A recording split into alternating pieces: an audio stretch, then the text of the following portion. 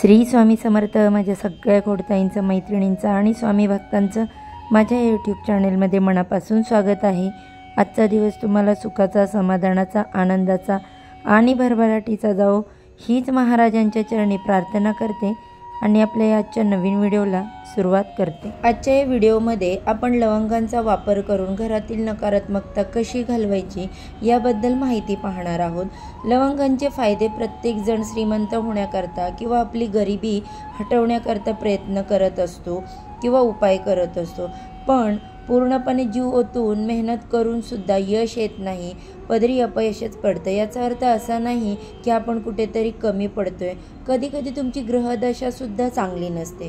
तुमची स्वप्न पूर्ण करण्यासाठी किंवा तुमची ग्रहदशा सुधारण्यासाठी काही उपाय आहेत, ते तुम्ही केले तर नक्कीच तुमच्या जीवनात बदल घडेल।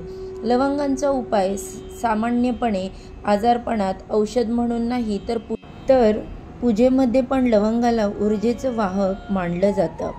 पण तो सकारात्मक असं वाहन, आकारात्मक, नकारात्मक यासाठी लवंगांचा उपाय तंत्रमंत्रमध्ये पण होतो। प्रत्येक जण ज्याला जी माहिती आहे त्या पद्धतीने घरामध्ये लवंगांचा उपाय करत असतो। तर बघा, सगळ्यात पहिला जो उपाय आहे ते घरातील नकारात्मक ऊर्जा घालवण्याचा प्रयत्न केला पाहिजे।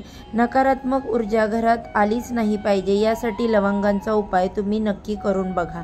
शनिवारी किंवा रविवारी संध्याकाळी दिवे लागणीच्या वेळी 5 लवंग, 3 मोठ्या विलायची व 3 कापुराच्या वड्या, भीमसेन कापूर असेल तर फार उत्तम, हे सर्व घेऊन पणतीमध्ये मुख्य दरवाजाजवळ जाळायचं। त्यानंतर त्याची जी रक्षा तयार होते ती मुख्य दरवाजाच्या उंबरठ्याला लावायची आहे। त्यानंतरचा दुसरा उपाय म्हणजे घरातील नकारात्मक ऊर्जा घालवण्यासाठी 5 लवंगांमध्ये 3 मोठे तमालपत्र, 3 कापराच्या वड्या सोबत जाळून त्याचा धूर घराच्या प्रत्येक खोलीत फिरवून घेतल्यास नकारात्मक ऊर्जा बाहेर जाते।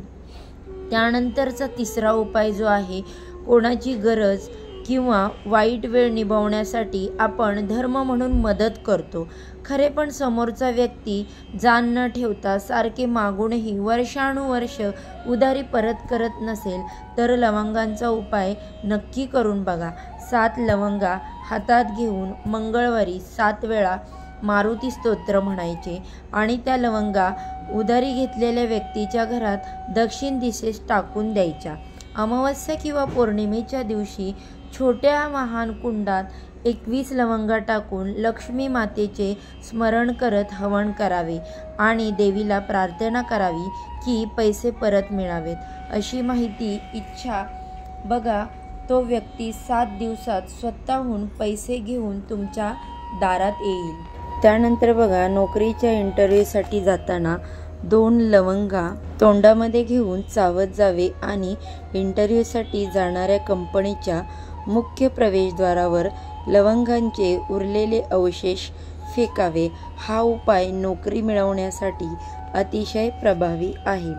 त्यानंतर 5वा जो उपाय आहे तो म्हणजे एखाद्या गोष्टीत मेहनत करून सुद्धा फळ मिळत नसेल किंवा बऱ्याच दिवसापासून मनासारखे काहीच घडत नसेल तर 21 मंगळवार तिळाच्या तेलाच्या दिव्यात 2 लवंगा टाकून दिवा पेटवावा आणि मनातील इच्छा बजरंगबलीला सांगून हनुमान चालीसा म्हणावे।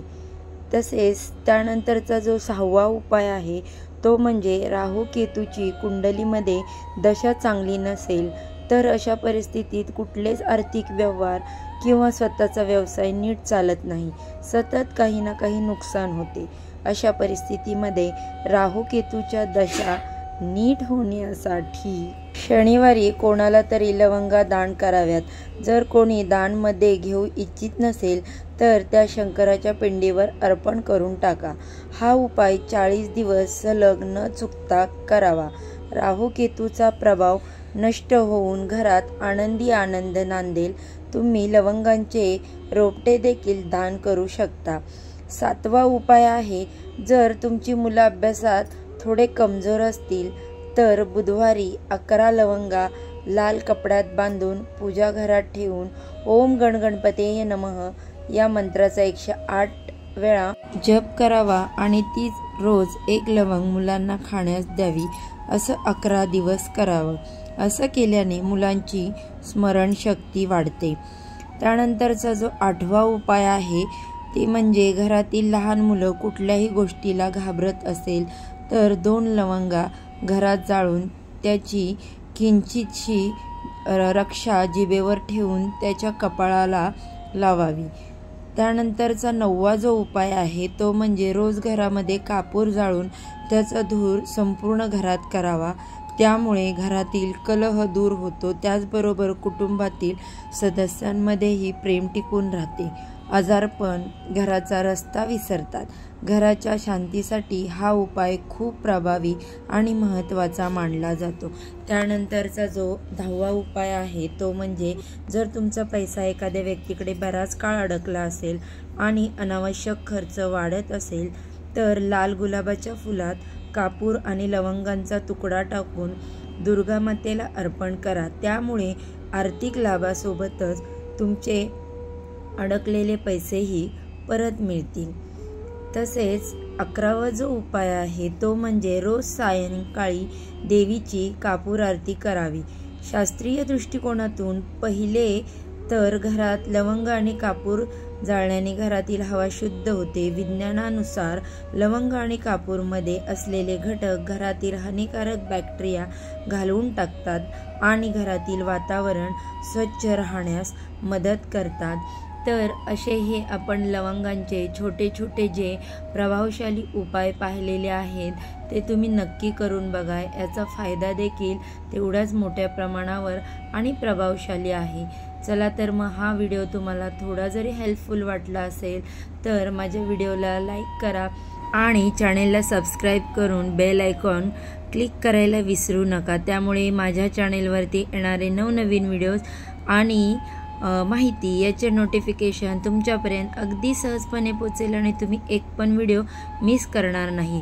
चला तर झालेली ही आजची सेवा स्वामी महाराजांच्या चरणी अर्पण करते आणि आजचा व्हिडिओचा इथेच एंड करते. सर्वांना श्री स्वामी समर्थ.